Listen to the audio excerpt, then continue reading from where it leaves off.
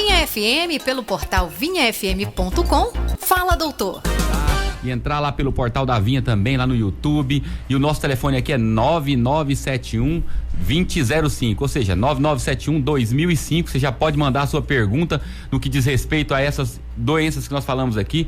Quem que nunca teve um problema gástrico? Quem que nunca viu um amigo ou tem um amigo que teve uma complicação de uma pedra na vesícula, teve uma pancreatite ou alguma doença grave do aparelho gastrointestinal? Então, se você padece de algum desses problemas, hoje é o seu dia de tirar a dúvida com o Dr. Francisco, que está aqui para brilhar e para esclarecer todo tipo de dúvida. E além das caixinhas de perguntas direto na Vinha, nós também estamos respondendo pelo YouTube da Rádio Vinha as perguntas lá, e também estamos respondendo as caixinhas de perguntas do nosso Instagram, DL Marão Júnior, L com E, DR Francisco Rebouças. Vamos lá. O Hélio falou dessa prevalência e vou dar uma dessas doenças, por exemplo, que é doença. Vamos começar de cima para baixo, então. De cima para baixo, doença do refluxo. Doença do refluxo, não sei se o ouvinte sabe, a estimativa é que 12% da população brasileira tem problemas, vai ter sintomas de doença do refluxo no decorrer da vida dele. Então, olha só, talvez seja a doença mais prevalente do aparelho digestivo. O hábito de vida moderno favorece o refluxo. Quem nunca teve a famosa azia? A famosa, eu tô com refluxo, com queimação, azia, né? Que é a doença do refluxo. Uma doença comum, que não é uma doença grave, mas que pode ter complicações bem chatas. Não é grave, mas ela pode se tornar grave, porque ela predispõe a doenças graves. Exatamente. E aí, quando você fala em refluxo, o ouvinte está aqui nos acompanhando e ele acha, eu nunca tive uma queimação. Talvez você não tenha tido uma queimação, mas sabe aquela tosse crônica? Exato. Aquele pigarro, aquela garganta que fica o tempo inteiro coçando, e muitas vezes você deita ali à noite e aí já começa a tossir, né? Isso pode ser não quer dizer que seja, mas pode ser um dos sintomas do refluxo gastroesofágico. Então, exato, daí a importância. Muitas vezes ele não vai afetar só a sua parte gastrointestinal, ele mexe com a sua qualidade de vida. Pessoas que têm, às vezes, infecções de vias aéreas com frequência, talvez você tenha aí padecendo, né, desse problema do refluxo. Então, já vai aproveitando, já manda aí sua pergunta, já convida o seu amigo. Esse programa hoje está imperdível. É isso aí. Muitas pessoas me falam no consultório, né? Falavam, né? Hoje em dia eu praticamente não atendo mais doença clínica, mas a gente sempre orienta um conhecido ou outro, e ele falava, mas eu achava que refluxo era coisa de criança, né? Porque quem tem refluxo é criança, né? Então o ouvinte precisa entender, primeira coisa, o que é a doença do refluxo? O nosso estômago, ele é um órgão que começa a digestão, ele é muito ácido. Para você ter uma ideia, a acidez do estômago chega a um pH de 2, a mesma acidez de uma solução de bateria, algo que é isso? Que é altamente corrosivo. Então o estômago está preparado para acidez. Então a gente tem um músculo na entrada e na saída do estômago, que são os esfíncteres, que vai controlar. Algumas pessoas, esse ácido volta, um pouquinho do ácido voltar para o esôfago é normal.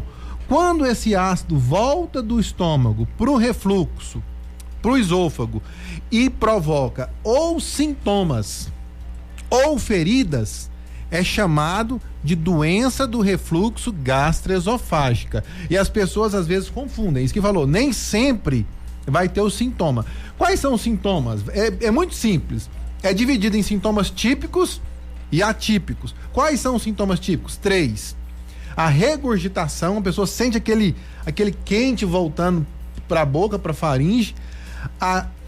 Aquela disfagia, que é uma dificuldade para engolir, e às vezes uma pirose, que é a queimação, que é a azia. Esse é o sintoma típico. Mas o doutor Hélio já cantou a pedra que nem sempre, nem todo mundo vai ter sintoma típico. E aí, sintomas atípicos são vários. Sintomas que esse ácido pode causar quando volta. Quais são os sintomas atípicos? Dor no peito pode ser. Problemas de afta na boca pode ser, desgaste do esmalte dentário, rinite, otite, rouquidão, tosse, despertar noturno, sufocado, a pessoa acorda. Então todos são sintomas atípicos da doença do refluxo gastroesofágico. E é tão interessante que nós já temos perguntas aqui, eu vou corrigir, eu falei o telefone errado, é 9997, né, Andrezinho? 2005. 9997-2005. Isso. Pode ir mandando sua pergunta aí. Olha só, e é interessante que isso que você acabou de falar, a Aline tá falando assim, olha, o refluxo que causa tosse é um dos sintomas... Pode causar. É um dos sintomas atípicos, né? Que podem aparecer junto. Muitas pessoas, acham que falam assim, eu tenho tosse alérgica, mas muitas vezes é doença do refluxo. Então, se a pessoa, qual que é a dica? Se a pessoa percebe que a tosse dela à noite é maior quando ela janta um pouquinho mais tarde, se ela comer um churrasco, se ela comer uma fritura, tossiu mais à noite, provavelmente pode ser uma doença do refluxo. E a doença do refluxo, ela tem alguns fatores que vão predispor a ter ela. Né? Não é uma doença que aparece em todo mundo, mas tem alguns fatores que aumentam a chance de desenvolver o refluxo. Nós já cansamos de falar um deles aqui, que é clássico, que é a obesidade. Mas existem outros fatores. Quais são esses fatores, Francisco? O mais importante é um defeito anatômico. O que é um defeito anatômico? Esse músculo, que eu falei, na entrada do estômago, ele coincide com um pinçamento diafragmático. O diafragma é o músculo da respiração, o músculo que divide o tórax do abdômen. E esse músculo, ele é justo com o pinçamento diafragmático. Algumas pessoas têm esse músculo acima do pinçamento diafragmático. É a famosa hérnia de hiato. Essa hérnia de hiato diminui a pressão do esfíncter esofagiano inferior. Então, favorece o aparecimento do refluxo. Veja bem, querido ouvinte, quem tem hérnia de hiato tem mais chance de ter doença do refluxo, mas nem todo mundo que tem hérnia vai ter refluxo e nem todo mundo que tem refluxo vai ter hérnia de hiato. É um fator de risco, talvez o mais importante. Existem vários outros, um outro importante é o tabagismo. Ele é um dos mais importantes. E talvez, que as pessoas estão fazendo mais hoje, que é exercícios físicos vigorosos. Por incrível que pareça, a pessoa malha demais, pode aumentar muito a pressão dentro do abdômen e favorecer o aparecimento do doença do refluxo. E tem as pessoas, elas misturam, Francisco, o refluxo com a gastrite. Isso. É claro que pode haver concomitante refluxo e gastrite, mas podem aparecer de forma isoladas, e o mais comum é que sejam isolados. Mas existem alguns alimentos, porque nós sabemos que na gastrite tem alguns alimentos que às vezes eles pioram ali com a questão da gastrite, mas pro refluxo tem algum fator alimentar que piora? Tem. Tudo que relaxa esse esfíncter esofagiano inferior vai favorecer esse ácido voltar. Então, alimentos tipo que tem o mate, tipo chá, ele relaxa, ele vai piorar. Hortelã, o hábito de mascar chiclete também vai relaxar. Algumas medicações para o coração pode ter esse relaxamento, sobretudo frituras. Então, e quem tem azia já percebeu, por exemplo, o goiano, tá na época de pamonha, né? Tem uma coisa melhor para dar queimação do que uma pamonha frita? Porque a fritura dali ela favorece esse relaxamento e favorece o refluxo. Além disso, por exemplo, o refrigerante é um vilão para o refluxo. Por quê? Por dois motivos. Porque ele vai estimular a acidez e porque mecanicamente o gás ali vai entrar no estômago, vai produzir gás e vai favorecer o conteúdo subir para o esôfago junto com o ácido e vai favorecer o refluxo. E um fator alimentar muito importante é comer e deitar. Quem tem doença do refluxo, ele não pode jantar e dormir, porque a gravidade vai fazer esse alimento voltar para o esôfago e favorecer o refluxo, né? Então isso é ruim também. Muita coisa, né? E aí a bebida alcoólica, o cafezinho? O cafezinho é aquele que aqui nós não fazemos o programa Fala Doutor sem o tradicional cafezinho sem açúcar. Olha, o café, ele é vilanizado de maneira injusta. Café, em pequenas quantidades, ele não favorece o refluxo. O abuso da cafeína, sim. A bebida alcoólica, sim, porque a bebida alcoólica relaxa a musculatura e enfim. Enfim, nós temos muito assunto para falar do refluxo, mas eu quero resumir o seguinte: doença do refluxo, muitas vezes confundem com gastrite, que você falou, por quê? Porque a base do tratamento é parecida, que é o quê? Baixar a acidez do estômago. Você baixa a acidez do estômago, aquilo que voltar para o esôfago não vai ferir. Então vai tratar, que aí o que baixa a acidez do estômago? É os remédios da família do omeprazol, os prazóis da vida. Só que doença do refluxo, eu sempre falo, ela não tem cura na maioria das vezes, ela tem controle.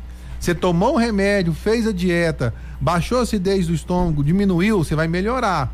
A partir do momento que você parou de tomar um remédio, voltou a fazer a alimentação incorreta, o refluxo vai voltar. Eu tratei, agora voltou. Porque refluxo não tem cura. A não ser que você ele fosse causado por um fator de risco, tipo obesidade, tabagismo ou a hérnia, você resolveu aquilo e voltou. Então, como é que é mais ou menos o tratamento? O doutor lá vai fazer o diagnóstico, fez o diagnóstico, ele passa um tratamento padrão, que é o remédio Prazol da vida, junto com a orientação dietético-comportamental. Faz aquilo ali mais ou menos uns 2 meses. Melhorou, o objetivo é o menor tratamento possível desde que a pessoa fique bem. Então aí ele vai diminuir o remédio, liberar a dieta, até chegar no mínimo tratamento que a pessoa fique bem, sem sintoma. Isso é a regra, né? Tem alguns outros variáveis, mas via de regra é isso aí. E aí acrescenta junto ainda usa-se aqueles procinéticos, por exemplo, a domperidona, uma bromoprida. Isso ainda tem valor nos dias de hoje para ajudar no esvaziamento do estômago? Ou isso era uma teoria. Muitos médicos ainda usam, tipo o motílio, porque esvazia o estômago mais rápido e melhora o refluxo. Mas os estudos mostrou que para o refluxo ele não tem benefício. Só que muitas doenças do aparelho digestivo são concomitantes. Às vezes a pessoa tem refluxo e uma gastrite, uma dispepsia. Sintomas dispépticos, as pessoas às vezes confundem com refluxo. O que é sintoma dispéptico? A má digestão. A pessoa está com má digestão, ela está com uma dispepsia. Nesse caso, o motílio, domperidona vai melhorar. Agora, só por o refluxo, ele não melhora. Francisco, e quando o cara tem um refluxo grave, que ele tem dificuldade para dormir, ele acorda à noite ali engasgado, e aí ele tem aquela rouquidão, que dá rouquidão, ele tem aquela tosse que predomina no noturno, esse cara ele vai passar por uma avaliação. O doutor vai fazer qual exame primeiro para ele fazer o diagnóstico do refluxo? Porque existem os exames tradicionais e existe o exame que é o padrão ouro. Nós falamos aquele dia, para você descobrir se você tem um câncer no intestino, padrão ouro é a colonoscopia.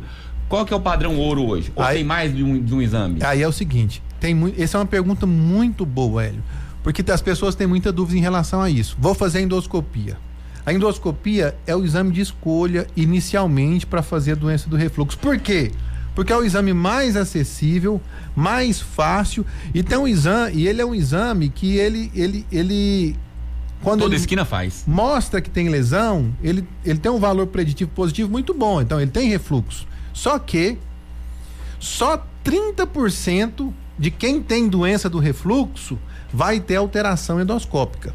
Ou seja, só 1/3 de quem tem doença do refluxo vai ter alteração na endoscopia. Então, doutor, eu achei que tinha refluxo, mas a endoscopia não mostrou. Ela nem sempre mostra, mas ela é mais fácil de fazer, então ela é o exame inicial, porque muitas vezes já resolve. Aí os outros exames, aí a pessoa vai fazer... Deixa eu aproveitar esse gancho antes de você falar para os outros exames, porque eu fiz a pergunta justamente por isso. Porque 70% das pessoas, elas vão ter uma endoscopia normal e falam, não, eu não tenho refluxo, eu fiz no meu gastro e o gastro fez uma endoscopia e eu não tenho nada, não tenho refluxo. E aí essa pessoa é uma tossidora crônica ali, ela já está com...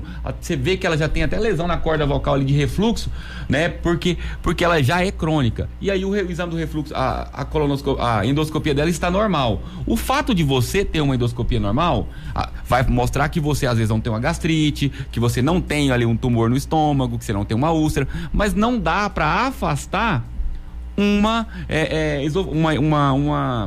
refluxo gastroesofágico, mesmo que você tenha um exame normal. Por quê? Porque o exame padrão ouro é o que ele vai falar agora.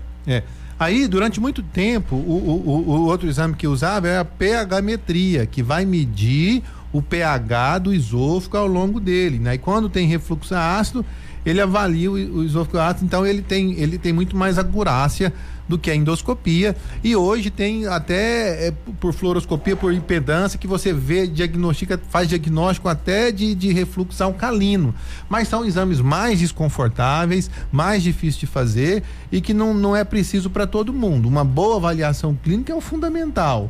Então, assim, outra pergunta muito interessante, né, doutor Hélio? Todo mundo que tem sintoma de doença do refluxo precisa fazer endoscopia? Qual que é a orientação da Sociedade Brasileira de Endoscopia Digestiva? Abaixo de 40 anos.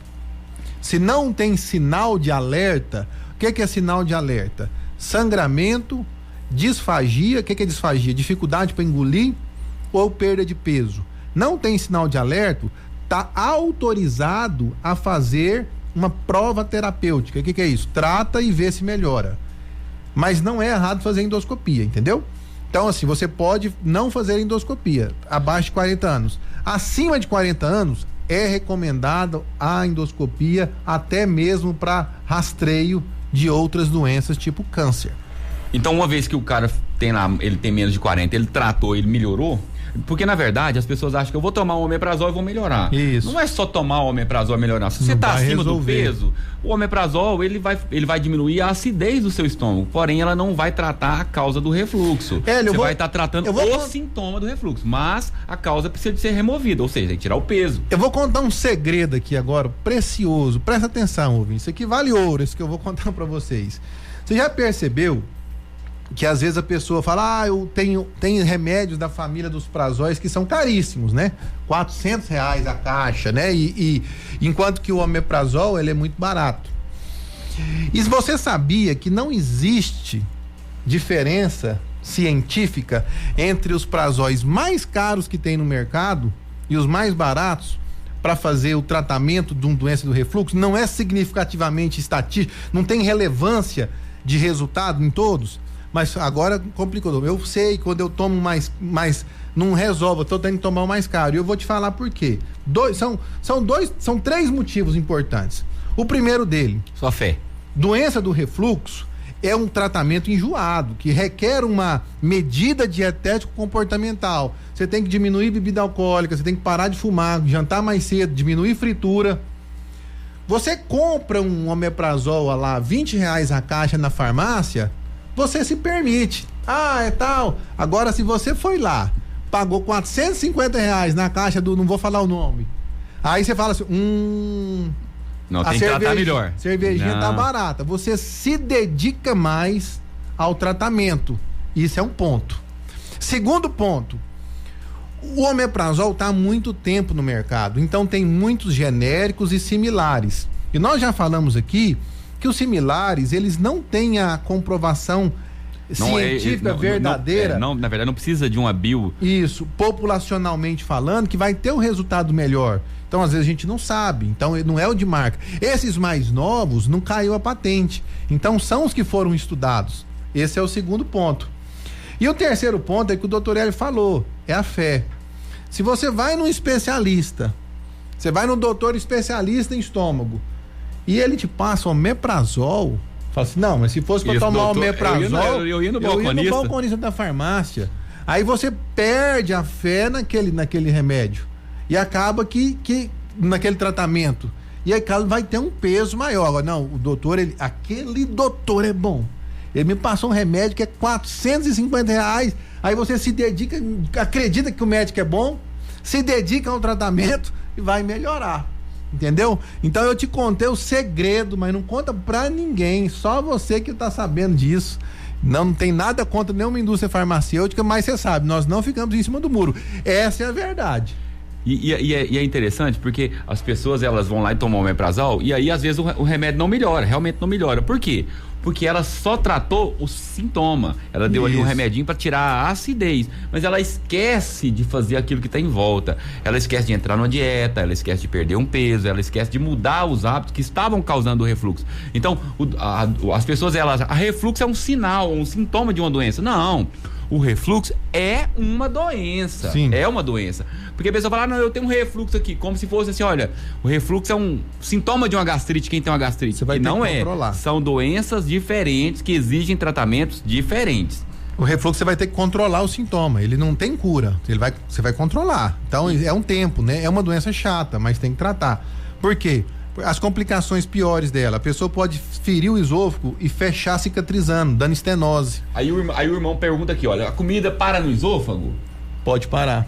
Essa é uma complicação que pode acontecer. Se esse ácido fere o esôfago a tal ponto e atrapalha a passagem ali. Então ele fica no esôfago e dá disfagia. Um outro problema é que a acidez do estômago atrapalha a motilidade do esôfago. O esôfago, ele é um músculo, tanto que se você comer deitado, o alimento ele vai sair da boca e vai pro estômago. Até de cabeça para baixo vai, não é recomendado, mas ele vai subir, porque tem um peristaltismo. A acidez do estômago no esôfago, ela muda o peristaltismo, ela atrapalha o peristaltismo. Por isso que a disfagia, que é a dificuldade para engolir, é um dos sintomas típicos da doença do refluxo. Aí o Kleber pergunta, olha, eu engasgo muito e o alimento fica parado. Isso é a disfagia. Melhora com o Motilium? Não melhora. Não é um remédio para isso. É claro que ele pode melhorar um outro sintoma, tipo dispepsia, mas se ele tem disfagia, primeiro, é um sinal de alerta, então ele tem que fazer endoscopia e tratar bem, fazer o diagnóstico do refluxo. Pode ser a causa da disfagia, lembrando que disfagia tem várias outras causas de motilidade do estômago, por isso que tem que ser avaliado. E até o próprio ácido, quando ele reflui ali pro esôfago, ele pode causar um processo inflamatório, um espasmo, e aí fechar, e ele fica parado ali por conta disso. Ou às vezes ele criar até um processo inflamatório ali, né, que já vi, mas a mucosa fica muito edemaciada, e o alimento às vezes para ali naquele lugar. Doutor, nós vamos parar de falar de refluxo, vamos só responder as perguntas, senão nós não falamos das outras doenças, então, o tempo tá voando. Então, aí vamos para fechar o refluxo aqui, porque senão não vai dar tempo de falar sobre tudo. Então, se o irmão pergunta aqui, ele fala assim, olha, se eu tratar o refluxo, eu vou melhorar minha tosse? Olha, se a sua tosse for causa de um sintoma típico de doença do refluxo, vai melhorar. Mas, igual eu falei, tem que fazer o diagnóstico, né? E aí tem a Ludmila, que sempre tá participando, ela fala assim, olha... Abraço, Ludmila Moraes. Ela fala assim, ó, eu falo de Goiânia, eu queria saber qual a relação da escolha da cirurgia bariátrica, bypass oslívico, para quem tem olha refluxo. Só. Aumenta ou diminuição do refluxo? Muito bem. A audiência é qualificada, hein? Qualificada. Então, assim, a obesidade, ela favorece o refluxo. A cirurgia sleeve, ela... além de tirar a válvula do estômago, ela mantém a parte secretora. Então, quem tem doença do refluxo não pode fazer o sleeve. Doença do refluxo severa. Pelo contrário, quem faz o bypass exclui a parte do estômago que produz o ácido. Então, o bypass gástrico trata a doença do refluxo. Então, o paciente obeso mórbido que tem doença do refluxo, a cirurgia de escolha é o bypass. O Nélio, que está participando aqui, ele fala assim, olha, eu tenho um problema e eu tosso muito, tenho afta, queimação, fiz exame, deu uma hérnia de hiato, né? E aí ele fala assim, eu tomo omeprazol o tempo inteiro, essa noite eu dormi sentado, aí melhorou a tosse. Eu tomo omeprazol, mas tem um remédio melhor? É o que eu falei, né? Na verdade, assim, você vai... Primeira coisa, tem que... O que eu oriento os meus pacientes, pelo menos quando eu tratava? Começar do zero. Fazer uma medida radical. 2 meses de medida dietética comportamental, cortar esses alimentos, não jantar e dormir, tomar o inibidor de bomba na dose plena. Eu passaria um de marca. Faz isso. Melhorou com 2 meses? Nélio, melhorou. Agora, de acordo com a preferência dele, você prefere tomar remédio ou liberar a dieta? Ah, prefiro liberar a dieta. A gente libera a dieta, mantém o remédio e espera mais 2 meses pra gente ter parâmetro. Melhorou, olha que bom, então vamos tomar metade da dose, até chegar. E tem pessoas, por exemplo, que tem refluxo, que toma remédio só quando vai num churrasco à noite, entendeu? Porque o objetivo é ficar sem o omeprazol, sem o prazol da vida, porque a acidez estomacal, ela tem um problema, ela tem um propósito. Quando você suprime aquilo, vai cobrar um preço. Agora ele tem um detalhe, ele falou que tem hérnia. Dependendo do tamanho da hérnia dele, dos sintomas, pode ser um caso cirúrgico. Algumas vezes a doença do refluxo, ela pode ter indicação cirúrgica. Há uns 20 anos atrás, se operava muito refluxo. Viu que não é tão bom assim como se pensava, mas mesmo assim, existem pacientes hoje que pode ter indicação de cirurgia para o refluxo. Nós vamos passar pro estômago, nós estamos descendo de cima até em direção ali no final do duodeno. Vamos chegar até hemorroida, mas não, até no duodeno, tá bom, vamos parar por ali. Então, só para finalizar o refluxo, né, ele pode, né, se você tem refluxo, você precisa tratar porque é uma doença. Essa doença, ela vai agredir o seu esôfago e, em casos muito severos, ela pode fazer uma transformação ali no epitélio de transição, naquela parte de dentro do seu esôfago, e ali virar um epitélio que chama de Barré. E isso é um fator que não quer dizer que vai dar, mas ele pode predispor a longo prazo no câncer de esôfago. Então, se você tem refluxo, é necessário que você procure o seu gastro para tratar, né, para que ele possa definir qual é a melhor conduta no seu caso. Se tem uma hérnia, ele vai avaliar a questão da hérnia, assim como o doutor Francisco falou, olha, pode ter algumas que vão ser cirúrgicas, algumas serão cirúrgicas, mas a maioria exige um tratamento clínico comportamental, ok? Isso aí. Francisco, qual que é a diferença então, pra gente mudar aqui de órgão, qual que é a diferença então entre a gastrite e a esofagite no que tange assim de sintomas? Olha, a gastrite, normalmente, ela tem os sintomas tipo ulceroso, que é tipo dor na boca do estômago, né? Dor na parte superior do abdômen. E o outro sintoma muito comum é a dispepsia, né? O estômago esvazia mal porque tá inflamado, a pessoa tem sensação de que não fez digestão. Doutor, parece que eu comi um boi, comi e não fiz digestão. Então, basicamente, são esses dois principais sintomas: dor na boca do estômago e sensação de que não fez digestão.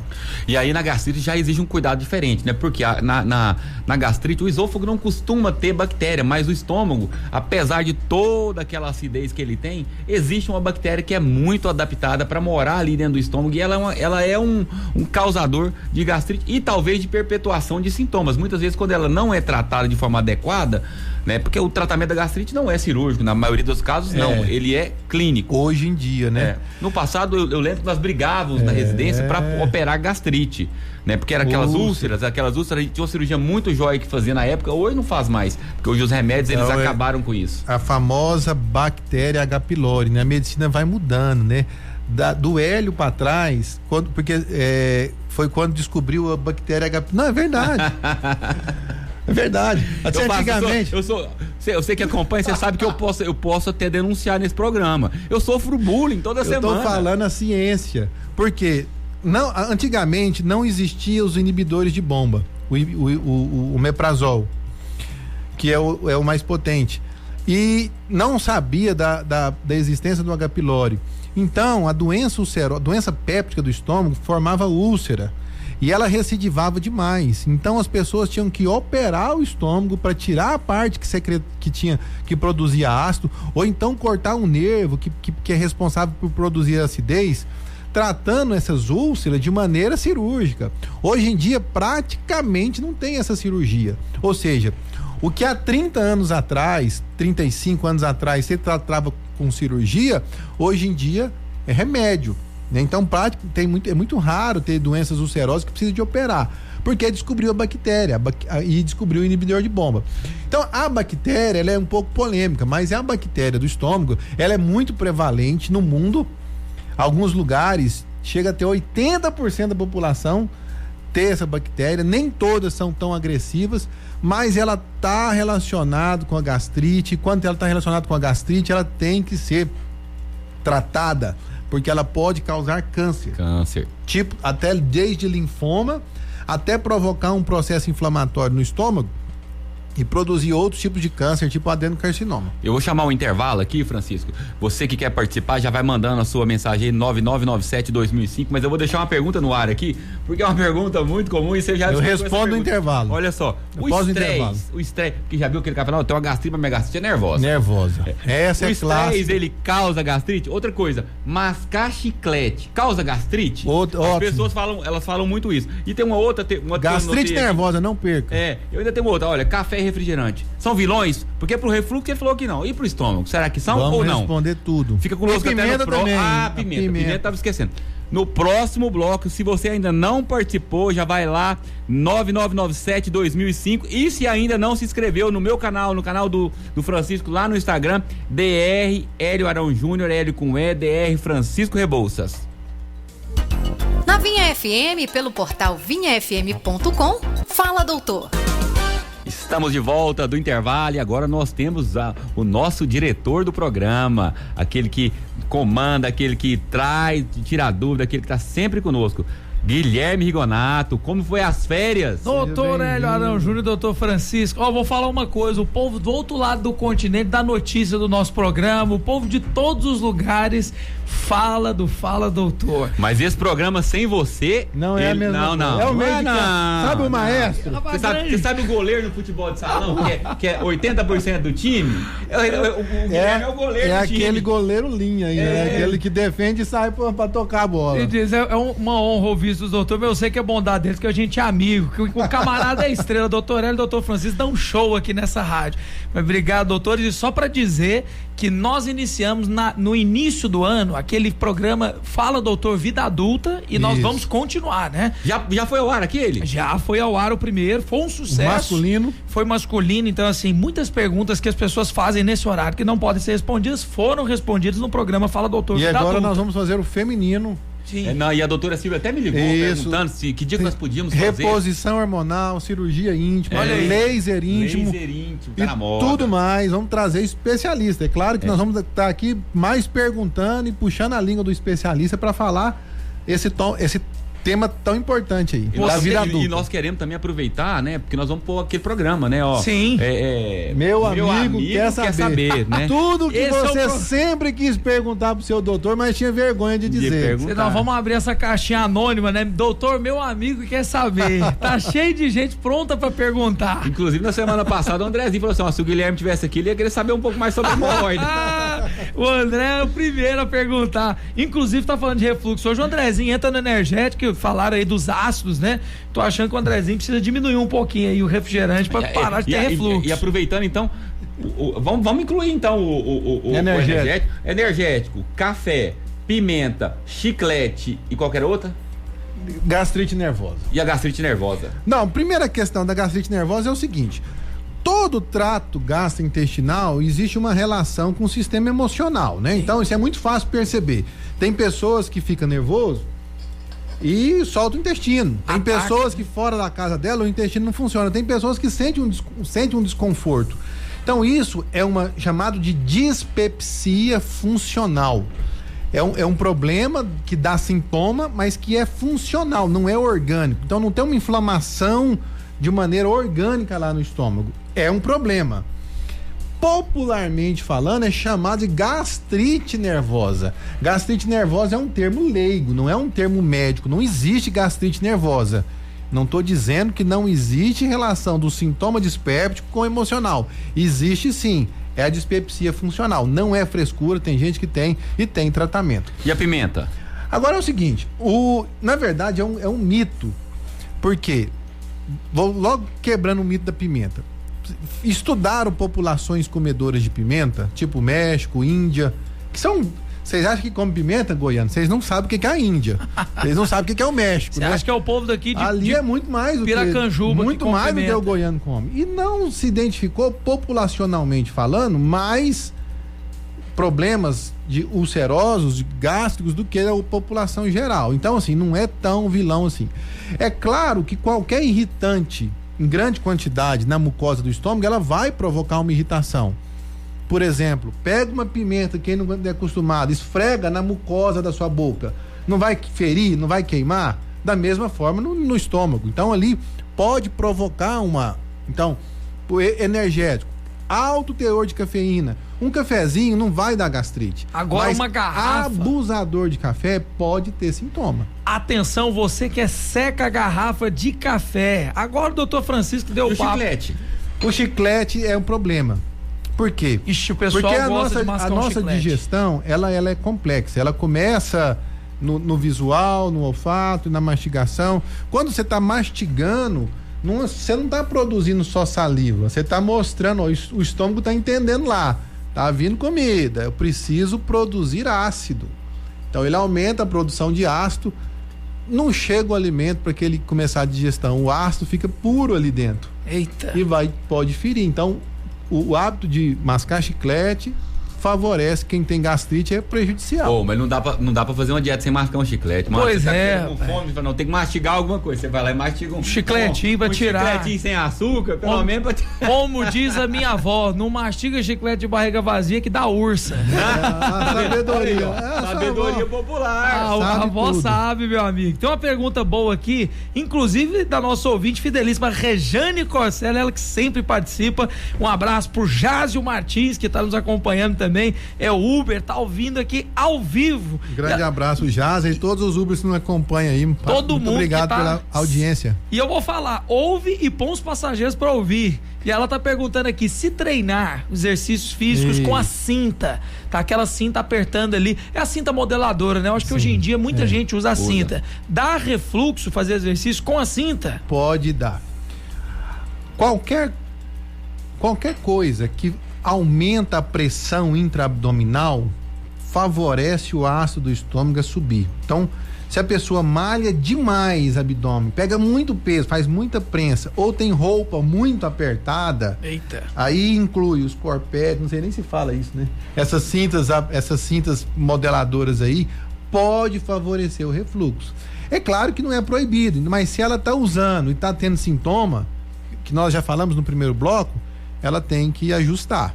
E o pessoal que inclusive falou do cafezinho, que aí tocou na paixão de muita gente. E nós íamos fazer um programa do café, ué. Nós largamos de mão? Nós fizemos. Nós fizemos um programa sobre o café. Falamos bastante sobre o café. Eu lavei a minha alma nesse programa, inclusive se você não assistiu, ouvinte, entra lá no YouTube da Rádio Vinha e assista novamente os benefícios e malefícios do café. Mesmo. Então, nós já falamos aqui sobre o refluxo, falamos sobre gastrite, tratamento da gastrite são com os omeprazóis. Hoje não se usa mais os inibidores H1, né? Os bloqueadores H1, que é a ranitidina, a cimetidina, usa muito pouco, Muito pouco, mas ainda algumas pessoas ainda usam. Então, assim, o que nós temos de tratamento? Nós temos os inibidores de bomba, que aí entra os prazóis. Nós temos os bloqueadores H1, que são a ranitidina, a cimetidina, temos aí os antiácidos, que ainda tem gente que usa, e temos o sucralfato, né? Tem mais alguma coisa? Como é que é isso? Aí, assim, tem um detalhe muito importante, que as pessoas, omeprazol, pantoprazol, rabimeprazol, os prazóis da vida, não são sintomáticos, pessoais. Eles não melhoram o sintoma. Ele melhora a acidez, e melhorando a acidez, melhora o sintoma. Só que as pessoas, às vezes, ela tem um problema gástrico, uma gastrite, ou tem um refluxo, tomou, melhorou, ela acha que melhora. Então, por conta própria, ela vai tomando. Qual que é o risco? O risco é ela virar um tomador crônico, aí vai ter outros problemas. Vou dar um exemplo. A pessoa, o estômago começa a digestão na acidez do estômago, ela tem um propósito. Ela baixou a acidez do estômago, a digestão dela já vai começar lentificada. O alimento mal digerido, ele pode sair para o intestino e pouco digerido, então as bactérias ali que tem pouquíssimas no estômago, mas tem mais no final do intestino, fermenta aquele alimento mal digerido, e a fermentação bacteriana produz o quê? Gás. Produzindo gás, distende o intestino delgado, dá sensação de estufamento e pode dar dor. E aí entra num ciclo vicioso. Ela acha que está com dor de estômago, toma omeprazol, mas aquilo está prejudicando. Então, assim, o omeprazol, via de regra, ele faz parte de um planejamento. O omeprazol que eu falo, inibidor de bomba, ele faz parte de um planejamento. Tratou, tem que parar, reavaliar. Pouquíssimas pessoas vão precisar tomar a vida inteira. Pouquíssimas pessoas, porque todo medicamento ele vai cobrar seu preço e não é diferente. Tem alguns trabalhos raros que começou a associar eles com Alzheimer, com demência, mas sem evidência científica. O maior problema não é isso. Com linfomas, né? Isso, mas não tem peso de evidência, não. Quando você toma muito antiácido durante um período muito grande, você perde a absorção de algumas vitaminas que necessitam do ácido para poder ser absorvido no nosso corpo, né? O próprio ferro, quando a pessoa vai suplementar com ferro ali e usa muito prazol, ela vai perder também a suplementação. Então tem que tomar cuidado para a base do tratamento, mas o abuso pode trazer problemas. Inclusive tem um pessoal que tinha azia e depois deixa de ter. Tem uma explicação para isso? Tem. Porque assim, às vezes ela mudou o fator causal do refluxo, por exemplo, às vezes ela perdeu peso, ou às vezes ela mudou o hábito dela. Então isso pode acontecer. Se for sintoma do estômago, às vezes ela tratou bactéria, enfim, ela pode ser que ela tenha melhorado. Mas vamos descer mais um pouco? Vamos. Nós não vamos falar de duodeno, porque o duodeno ali, no máximo que pode dar uma duodenite, sintoma de duodenite é igual de gastrite, tratamento é a mesma coisa. Nós vamos pular pra vesícula. Eita. Porque nós queremos falar um pouquinho. O Francisco, ele agora desenvolveu uma técnica de limpeza hepática, ele quer explicar para nós aqui. Mas primeiro nós vamos falar sobre vesícula. O que é a vesícula? Qual que é a importância da vesícula? Vive sem vesícula? Então, onde que tá essa vesícula? É o seguinte, uma das funções do fígado, pessoal, é produzir a bile. Uma das funções do fígado. A bile, ela vem da conjugação de algumas células do sangue e ela tem uma das funções dela é ajudar na absorção de gordura. Ela é um detergente. Só que o canalzinho que termina lá no começo do intestino, o canal da bile, ele desemboca junto com o canal do pâncreas e é um músculo, ele fica fechado. Então essa bile que é produzida, ela vai ficando, ela volta e é armazenada na vesícula. A vesícula está logo abaixo do fígado. Então a função da vesícula é o quê? Só armazenar e concentrar a bile que é produzida no fígado. Quando a gente come, principalmente alimentos ricos em gorduras, que o alimento está no estômago, vai sair para o intestino, produz um hormôniozinho, colecistocinina, que estimula a vesícula a espremer, de modo que aquela bile cai concentrada dentro, junto com aquele alimento, para favorecer a absorção. Sabe aquele detergente que cai na gordura ali? É aquilo lá. Ele emulsifica. O problema é que vai partir a gordura. algumas pessoas nesse processo de concentrar a bile formam cálculos dentro da vesícula. E qual que é o risco do cálculo? O risco do cálculo mais comum é quando a vesícula vai espremer, aquele cálculo tampa o canalzinho da saída da vesícula e aí vem a cólica de vesícula.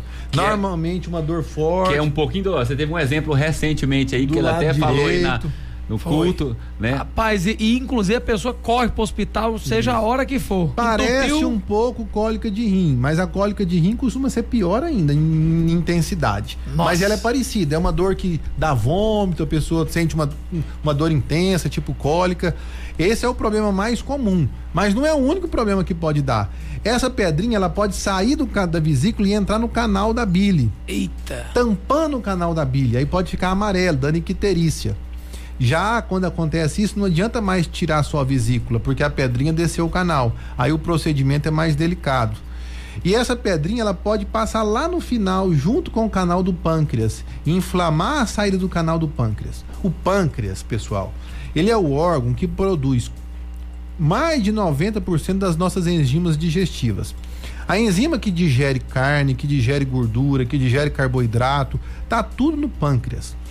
Obviamente, ela está inativada dentro do pâncreas, senão ia digerir o próprio corpo, ela só ia ativá-la dentro do intestino. Quando ocorre essa inflamação, ela pode começar algumas ativações ali dentro, produzindo um processo inflamatório muito intenso. E grave. Chamado pancreatite. Por isso que pedra na vesícula pode dar pancreatite, são órgãos diferentes, mas essa pedrinha que deslocou pode ativar essas enzimas e dar pancreatite. Aí é que é o problema. Pancreatite pode ser uma doença muito grave. Então, todo mundo com pedra na vesícula precisa de uma avaliação de um especialista. Nem todo mundo vai ter que operar, mas tem que ter uma segurança para avaliar esse risco para dar a conduta certinha. Se a pessoa não avaliar e descer o canal, inflamou o pâncreas, é perigoso. Muito perigoso. É uma doença de alta morbidade e mortalidade também, né? Dependendo do lugar que você tá, se não tiver uma estrutura para poder, porque é diferente. Você tem lá, às vezes, uma pancreatite por um triglicérides muito alto, né? Controlou, aí ela vai voltando ao normal. Agora a vesícula, se ela desceu a pedra e ela obstruir, enquanto não desobstruir, não vai desinflamar. E se não tiver o aparelho adequado, às vezes a pessoa tem que fazer uma cirurgia aberta, que é dificílima, tem que abrir ali o duodeno, que o buraquinho sai ali, né? Hoje, felizmente, a medicina ela evoluiu muito. O Francisco faz um procedimento aí que ele entra por dentro do canal como se fosse uma endoscopia, chama colangiopancreatografia retrógrada e é endoscópica, né? Ele chama de CPRE, e ele vai lá e tira a pedrinha lá de dentro. É difícil falar o nome, imagina operar, né, doutor Francisco?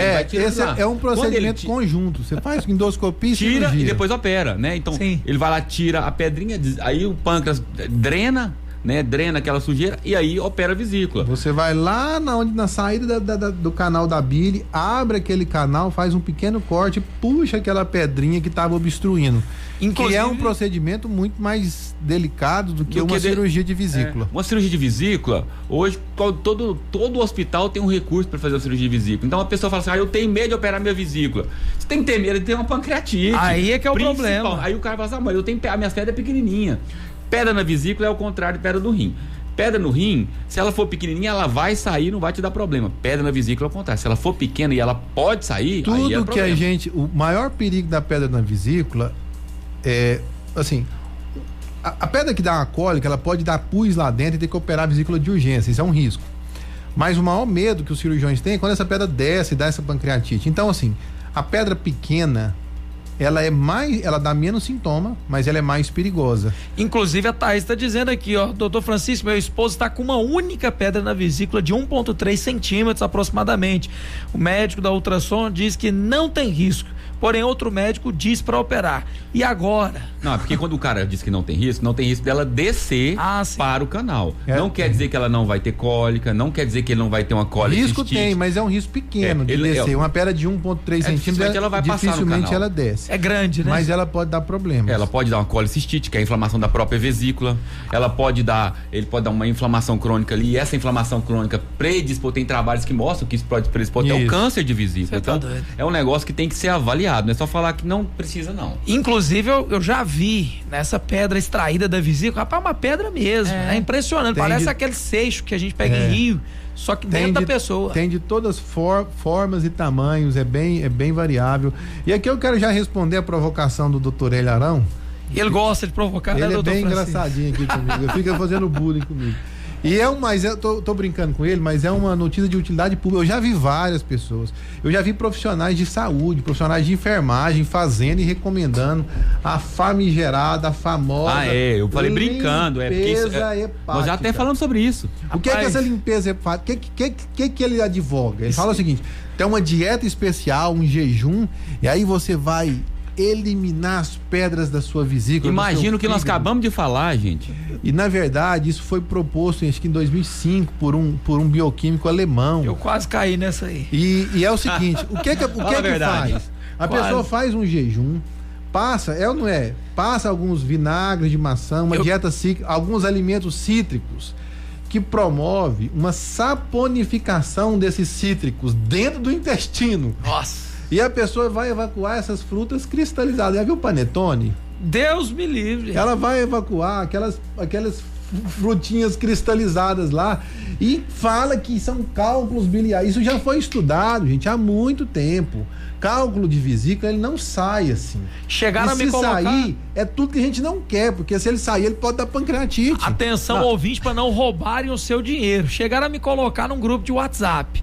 Eu comecei a suspeitar que o negócio não era bom.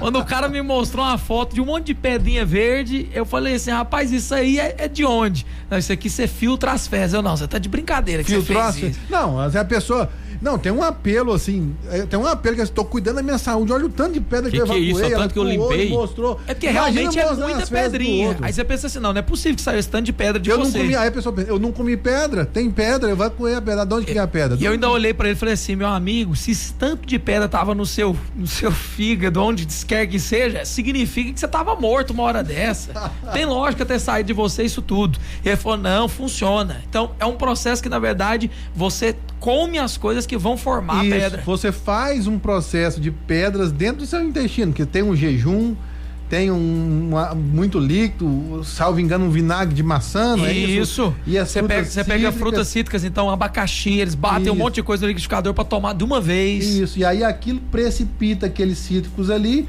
pequenas pedras, e a pessoa evacua aquilo e acha que está evacuando pedra do visitador. Isso já foi estudado há muitos anos. Falsa sensação de saúde, no entanto, alguém só está ganhando seu dinheiro. Você imagina se uma pedra daquele tamanho consegue passar por um canalzinho, que é o canal da bile ali, ele tem, vamos pôr, quando ele dilatado, ele tem 1 centímetro. Né? Se ele dilatar, ele tem 1 centímetro. Agora o canal do cístico ali, onde sai da vesícula, ele tem meio centímetro. Como uma pedra dessa vai passar ali? Nunca. Não tem como passar. Então assim, a gente tem que largar, muito delicado. A gente tem que largar de ser enganado, né? Promessas milagrosas, isso não funciona. E aí eles ainda usam isso para poder tratar um negócio que chama esteatose hepática, que é uma outra doença que nós vamos falar um pouquinho aqui, né, rapidamente, porque nós já estamos estourados no nosso tempo. O tempo hoje passou muito rápido. Foi. Ter parado um pouquinho aquele relógio ali. Isso é porque a gente achou que era pouco tema, né? A famosa gordura no fígado. Vou tentar resumir. Assim, a gordura no fígado, as pessoas têm um conceito errado e uma causa errada. Primeira coisa, a gordura, o fígado, ele não é um órgão de depósito. Então, muitas vezes é feito por ultrassom, que não é o melhor exame para ver. Existem 2 problemas. Tem só a esteatose e a esteatohepatite, a gordura com inflamação. Então, o seu especialista, você está com gordura no fígado, tem que ir no especialista. Ele vai fazer alguns exames de sangue, vai ver o seu perfil metabólico e vai falar o risco de ser esteatohepatite ou não. Mas por que forma? Basicamente, o principal vilão na esteatose não é a gordura, mas é a frutose. A frutose é um carboidrato que ele é pouco disponível de maneira pura na natureza. A frutose, ela está no meio de fibra. Frutose no meio de fibra é saudável. O que o homem fez? Tirou a frutose e colocou nos alimentos. Por exemplo, açúcar de mesa que você come, que todo mundo come, ela é uma sacarose, que é uma molécula de glicose e de frutose. Glicose é a fonte básica de energia, por exemplo. Frutose a gente não usa como fonte de energia. É um carboidrato que não é fonte de energia. Toda a frutose, ela é metabolizada no fígado. 100% da frutose que você absorveu, ela vai parar no fígado, porque ela precisa ser a única via. A única via metabólica dela é o fígado, então ela para no fígado para metabolizar. Comer uma manga docinha Qual no o fígado. Problema? Nosso fígado foi fabricado por uma média de 70 gramas de frutose. Só isso? Só que a dieta de hoje, às vezes, é 120, do americano até 200, então não metaboliza e vai acumulando. O problema dessa esteatose é que faz uma síndrome plurimetabólica que vai aumentar a resistência insulínica, que vai aumentar o ganho de peso, que vai aumentar a fome, que vai aumentar o acúmulo de gordura abdominal. Ou seja, é um ciclo vicioso. Sim. Mas o pior vilão da esteatose é a frutose e uma outra coisa que nós não conseguimos metabolizar muito bem, que é a chamada gordura trans, que é a gordura que não tem na natureza, que é a gordura do sorvete, que é a gordura da bolacha recheada. Então, esse é o vilão. E isso é grave. A maior causa de cirrose no mundo, até pouquíssimo tempo atrás, era álcool. Hoje já é esteatose, porque a dieta mudou muito. Então, é comum pessoas com esteatose evoluir para cirrose. Aquela gordura inflama e aquilo vai. Então, se a pessoa que está com esteatose, precisa emagrecer. Por quê? Se ela emagrecer, ela vai mudar o hábito alimentar dela e vai melhorar a esteatose. Então, tá com esteatose, primeira coisa, você tem que diminuir os líquidos adoçados, o açúcar de mesa e a gordura trans. Pessoal que toma suco de laranja na copada, pede uma jarra e toma sozinho. É um bálsamo, um elixir de frutose, não é saudável. Eu sempre falei, tem gente que pega no meu pé e diz que eu sou contra suco. Eu sou mesmo. Eu sou contra o suco, porque tem o gente suco... que acha que eu sou contra. Eu vou tirar a sua dúvida hoje. Não acho, eu tenho certeza. Não, eu não tô dizendo que eu não sou hipócrita. Lá em casa, de vez em quando, a garota até toma suco. Mas o suco, ele não é... Por quê? Por que eu combato isso? Porque é aquela falsa sensação de que é saudável. O problema é esse. Que é sempre a muito, pessoa acha que ela é saudável. E não é saudável. Comer fruta é muito saudável.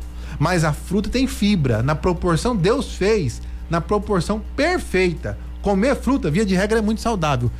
Você pega 4, 5 laranjas, bota numa jarrinha lá, bebe aquilo tudo, toda aquela frutose, alto índice glicêmico, estimula a insulina, tem um efeito metabólico ruim, tem carga de frutose exata. Eu tô falando do suco, mas aí entra refrigerante, entra os chás adoçados, essas coisas todas, os líquidos adoçados e o açúcar de mesa. Então é o carboidrato do doce e o líquido. Esse é o grande vilão. É o que engordou o mundo. É o que o doutor Francisco falou uma vez que me deu assim um estalo na mente. Ele falou assim: senta pra chupar uma laranja. Quem gosta muito, quando muito, chupa umas 3 laranjas sozinho. Come o bagaço, dá uma saciedade, produz a quantidade certa de insulina, vai produzir um hormônio lá no final do seu intestino que vai melhorar a sua gordura abdominal e te dar saciedade. Agora bebe uma jarra de suco. Espreme essas 3 laranjas num copinho gelado aqui, bota um pouquinho de açúcar ou não e puf pra dentro. Você fala, rapaz, não tem mais não? Você bota um copinho de suco de laranja, bota um gelão, vai ali no Lacerda, manda uns 3 pão de queijo, né? Você tá louco. Não é mais nada não.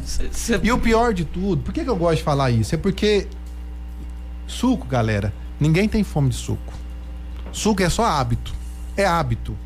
Hábitos são mudados facilmente, entendeu?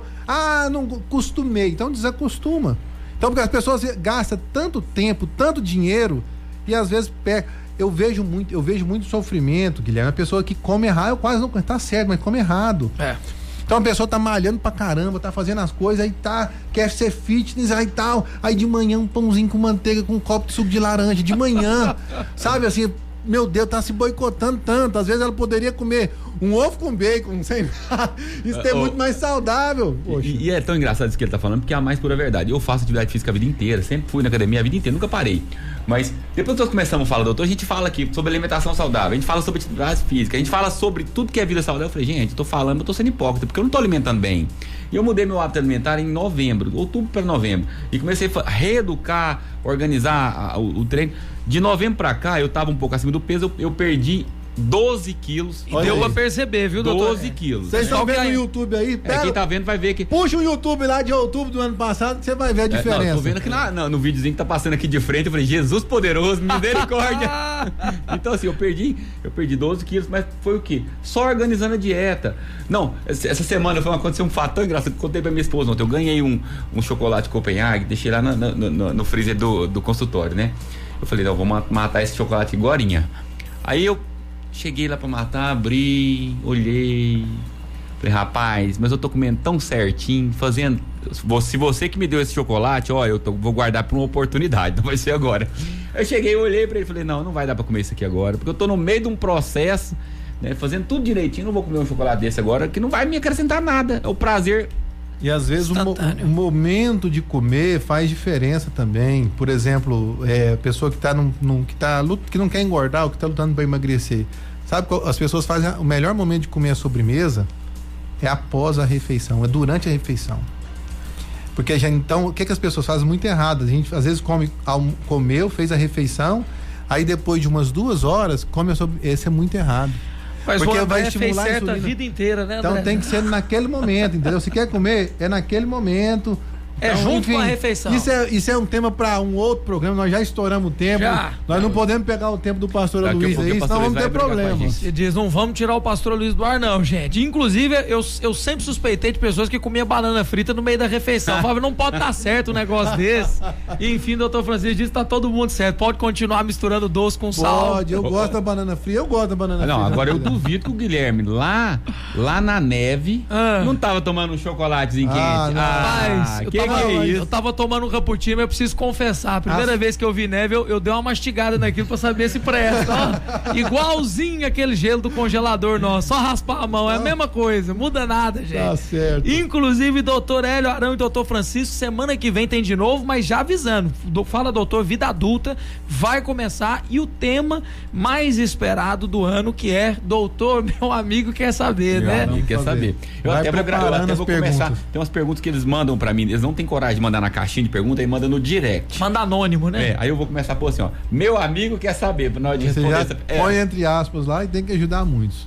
Então mas você já manda. Entra no Instagram dos nossos doutores, @Dr. Hélio Arão Júnior, Hélio com E, e @Dr. Francisco Rebouças. Doutor Francisco, pessoal que inclusive tá almejando vencer aí todo tipo de refluxo, seja lá qual for, pode também procurar lá no Instagram do senhor, né, doutor Francisco? Vai ter orientações. Isso. Dr. Francisco Rebouças. Dr. Francisco Rebouças, lembrando que algumas pessoas perguntam lá, eu não atendo caso clínico, eu não atendo caso clínico de obesidade, mas a gente tem muita disposição para orientar nas mídias sociais, aqui no programa. Então, pode mandar lá, a gente responde todas, assim, para um momento do dia para responder. Tô com a caixinha de perguntas aberta lá hoje na quinta-feira. Vai ser um prazer continuar o nosso programa, porque nosso programa de quinta-feira, Guilherme, sempre continua após aqui as 18 e vai horas. Até mais tarde. A gente vai respondendo, às vezes até na sexta-feira continuamos respondendo. Está aberto lá para responder tudo que você queira saber a respeito de doenças do aparelho digestivo, sobre essa questão também de esteatose, pedra na vesícula, refluxo, gastrite. É um prazer responder aí vocês, queridos ouvintes da nossa Rádio FM. Pelo amor de Deus, ouvinte, entra lá, @Dr. Francisco Rebouças, e faça perguntas. E o doutor Hélio também está com a caixinha aberta, né, doutor Hélio? Caixinha aberta, né? Um prazer estar respondendo. E o que tem de doentes que saem aqui do programa, que vão lá no consultório com questões hormonais, com cálculos renais, com tumores. Outro dia eu operei um irmão que, né, viu o programa e eu acabei operando de câncer de próstata. Doutor Hélio, tá com 80 mil no YouTube. Eu tô pegando no pé dele aqui, ouvinte, porque ele é cirurgião também. Mas ele é o cara, não tô brincando, é o cara que eu conheço que mais saca de hormônio. É ele. Mas é um fenômeno. Só que ele não trata isso normalmente, porque o foco dele é outro. Eu tô falando pra ele. Eu gosto de estudar. Vamos abrir um negócio que é importante. Ele não tem tempo, mas eu tô meio sem tempo, mas eu tô querendo organizar. Não precisa ganhar tanto dinheiro com cirurgia assim. Abençoa o pessoal com a parte hormonal. Se você é amigo dele, ele pode te atender. Eu te indico lá. Pode procurar. Eu não tô precisando ainda, nunca fui nele, mas se um dia eu precisar, eu vou nele. Mas isso é um fato, doutor, ele é um fenômeno. E Guilherme, aí, pra aproveitar, eu e o Francisco, nós prometemos que nós íamos trazer um neurologista para falar sobre enxaqueca, que é um assunto muito pedido. Vamos falar. Mas nós estamos esperando, o Francisco tem um amigo muito capacitado e que nós estamos esperando para alinhar os horários. Mas semana que vem, eu estou querendo fazer um programa, não sei se o Francisco vai permitir. Eu queria falar um pouquinho sobre o HPV e o câncer de colo de útero. Vou trazer um oncologista, uma oncologista, né, Ana Cláudia, né, que vai vir para falar sobre o câncer de colo de útero, porque eu acho que é uma doença importante, é um problema de saúde pública, né, existe tanta informação e tanta negligência ao mesmo tempo com relação Muita a informação importante, vacina, prevenção. O problema é que a informação verdadeira ela passa despercebida, né? Tem que ter um programa desse para trazer o norte pro ouvinte. Então eu acho que semana que vem nós talvez, se a gente não conseguir o neurologista para falar da enxaqueca, nós vamos falar sobre o câncer de colo de útero também, englobando vacinas, HPV e tudo aquilo que envolve essa doença que atrapalha a vida de muitas mulheres e hoje, principalmente aí por conta da vida, né, das pessoas aí, das doenças infecto-contagiosas, DSTs, na verdade, que hoje mudou o nome, hoje é IST, né, isso acaba acometendo mulheres. Eu já perdi doente aí, paciente do sexo feminino com 30 anos de idade com câncer de colo de útero. Então acho que é uma doença importante que nós temos que falar, tá bom? E você que nos acompanha, se quiser estar me seguindo lá, tanto no Instagram quanto no YouTube, DR Hélio Arão Júnior, vai ser um prazer ter você conosco lá, responder suas dúvidas, seus questionamentos. Segue lá agora, segue lá e pergunta se o Dr. Hélio também faz grupo de limpeza hepática. Misericórdia! @DR Hélio Arão Júnior, Hélio com E, entra no Instagram dos nossos doutores. E o pessoal tá falando aqui, ó, o Pedro Lima, parabéns pelo programa Fala Doutor, aqui é o Pedro Lima, um abraço, Pedrão. Um abraço, pessoal, Pedro, obrigado. O pessoal tá aqui colocando, e quem acha que o suco é cálice, faz mal, ó, não vai beber esse negócio com força não, Clay. Acho que ele tá bebendo muito suco de uva, aquele concentrado sem açúcar, né? Não existe, aquele suco é puro açúcar. Uma coisa assim, é muito diferente, ouvinte, sem adição de açúcar, não é sem açúcar. O suco integral de uva, ele é carregado de glicose, frutose e pode mudar esse hábito. Melhor você beber um cálice de vinho. E eu vou aproveitar para finalizar esse programa aqui, porque eu recebi uma mensagem aqui da Ludmila. Conhece a Ludmila? Conheço demais. Não é sua esposa, não. Ela mandou mensagem: olha, não, se eu soubesse que o programa aí só tinha mandado isso aqui para vocês poderem seguir, ó. Olha aqui, ó, o método que já melhorou a qualidade de vida de mais de 70 pessoas. Método Estômago de Ferro. Ai, rapaz. Que trata gastrite, esofagite e tudo mais. É da marca. Em 6 semanas sem remédio nenhum. Tá repreendido em nome de Jesus. Não brinca com a vida das pessoas. Ludmila, obrigado pela participação.